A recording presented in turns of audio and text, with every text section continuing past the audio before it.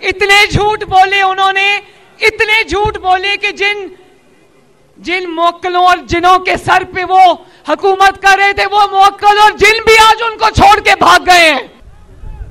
मुझे तो अभी सवात का वो पिछला जलसा नहीं भूला था जिसमें अवाम का एक ठाठे मारता समंदर था। यहां पर अमीर मकाम साहब यहां खड़े हैं, इतना बड़ा वो जलसा हुआ था सवात का, अभी वो नहीं भूला, कभी भूलेगा भी नहीं। और आज सवात ने एक और इतना बड़ा जलसा कर दिया माशाल्लाह।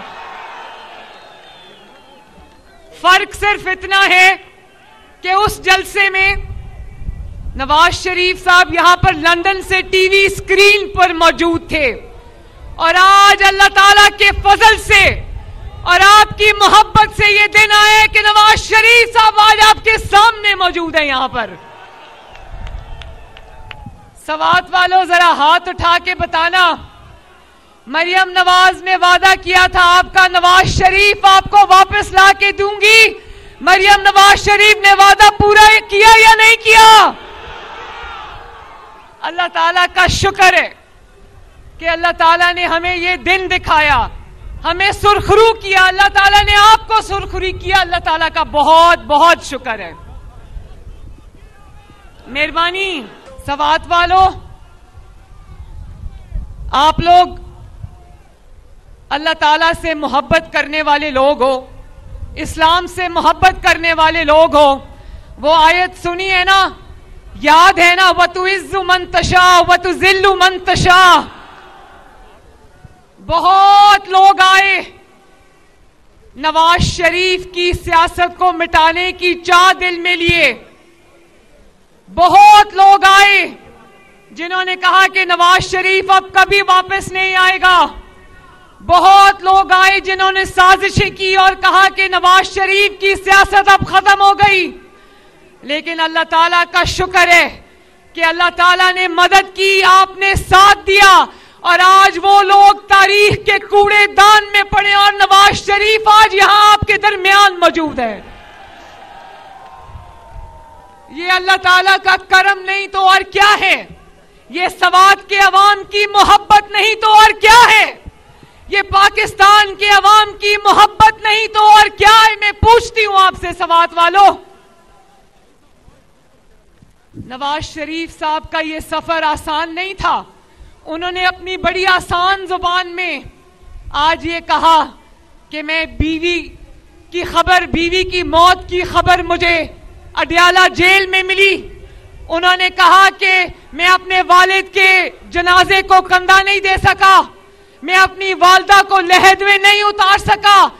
सवात वालों, सवात के गयूर पख्तूनों, ये कोई आसान काम नहीं है। आपके पास यहां पहुंचने तक नवाज शरीफ को आग के दरिया से गुजर के आना पड़ा है, लेकिन नवाज शरीफ ने हिम्मत नहीं हारी, क्योंकि नवाज शरीफ ने सही कहा कि वो जब आपका दुख देखता है, आपका दर्द देखता है, तो उसको अपना दुख और अपना दर्द भूल जाता है। सवात वालों, आज देखते तो होंगे, चाहे अपने घरों में दुबक कर टीवी स्क्रीन पर बैठे हो या छुप के कहीं से देख रहे हो, देखते तो होंगे नवाज शरीफ को ताहयात ना अहल करने वाले कहीं ना कहीं से देखते तो होंगे। बोलो, नवाज शरीफ को उम्र कैद देने वाले देखते तो होंगे, नवाज शरीफ को अदालतों में घसीटने वाले देखते तो होंगे, नवाज शरीफ को जलावतन करने वाले देखते तो होंगे, नवाज शरीफ को आपसे दूर करने वाले देखते तो होंगे, नवाज शरीफ की बेटी को बाप के सामने गिरफ्तार करने वाले आज देखते तो होंगे।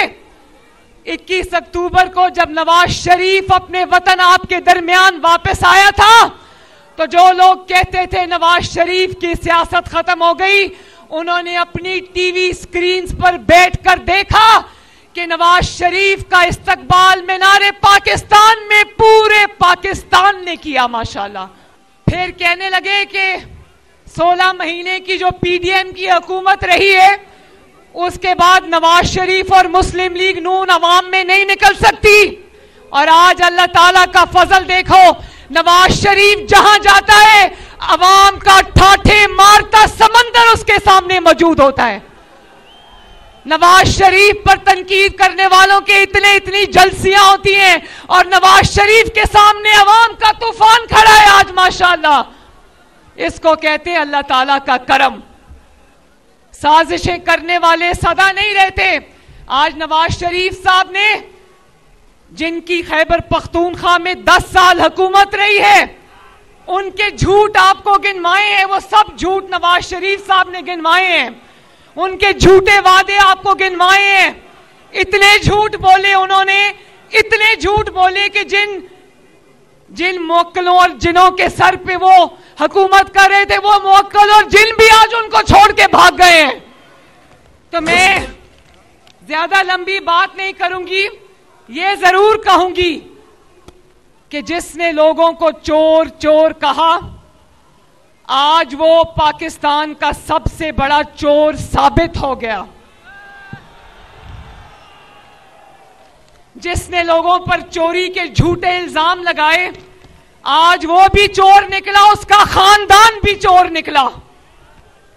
मैं ये जरूर कहना चाहती हूं, नवाज शरीफ की बेटी हूं, किसी की तकलीफ पे, किसी के दुख पे खुशी नहीं मनाती, किसी की गिरफ्तारी पे खुशी नहीं मनाती, किसी की आजमाइश पे खुशी नहीं मनाती। लेकिन हां, इतना जरूर कहती हूं कि मरियम नवाज को भी ऑफर हुई थी जब अडयाला में अपनी मां को मैं छोड़ के आई नवाज शरीफ साहब के साथ गिरफ्तारी देने के लिए, तो जिस दिन मुझे अडयाला लेकर गए, मुझे भी ऑफर हुई थी कि आप अडयाला की बजाय सहाला रेस्ट हाउस शिफ्ट हो जाएं।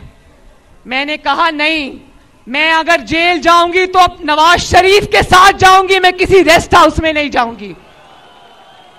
फिर अडयाला जेल में उन्होंने कहा कि अगर आप कागज पे लिख कर दे दें, आप टैक्स पेयर हैं, कागज पे लिख कर दे दें कि मुझे बी क्लास दी जाए तो हम आपको बी क्लास की सहूलतें दे देंगे।